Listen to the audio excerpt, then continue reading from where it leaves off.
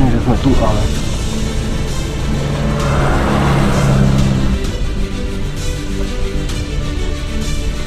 Dobrý, zdravím. Najvyšší bod v lome nad Rimavicou, asi toto je. Hej, áno, tak. Kvôli astrofotografii sa pýtam. Z Bratislavy. Že je to tu nebezpečné, čo sa týka v noci, ako medvede sú tu? Poviem otvorenie, sú tu medvede. Sú. Tu sú už, tu Áno, to je jasné. Tu by som nohku nespal. Akože aj to, že 2-3 prípady sa stáli, také 3 roky dozadu, hej, počas 3 rokov dozadu, že napadli. Tu aj okolo nás, aj na hranici. Napadli medvede. Ale to boli na Černice ľudia. V lese, tak. Na ryby a také. Ale takto, keď dali otázku, že či by mohli, hej, tu.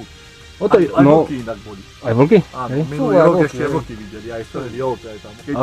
Ale to je tá otázka, že keď ma zacíti a vie o mne, že či sa vôbec priblíži. Môže, nemusí, to je... Ak sa cíti ohrozený, ak sa cíti ohrozený, tak pôjde. Môže ísť aj do zvedavosti, lebo má oči má slabšie, má čuch a sluch. Budete v noci tu fotiť a on sa môže dívať túto šlapažní na vás a nebudete vidieť. Presne.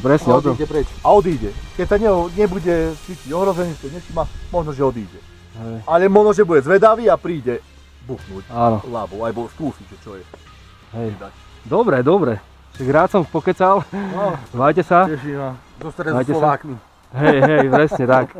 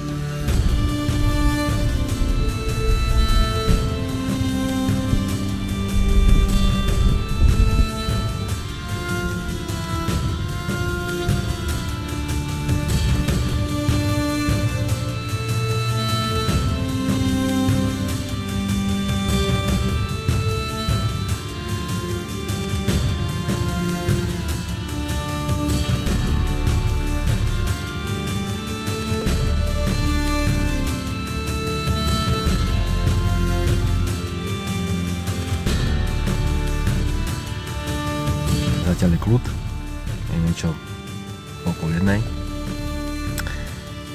Takže žiadne medvede, žiadne vlky.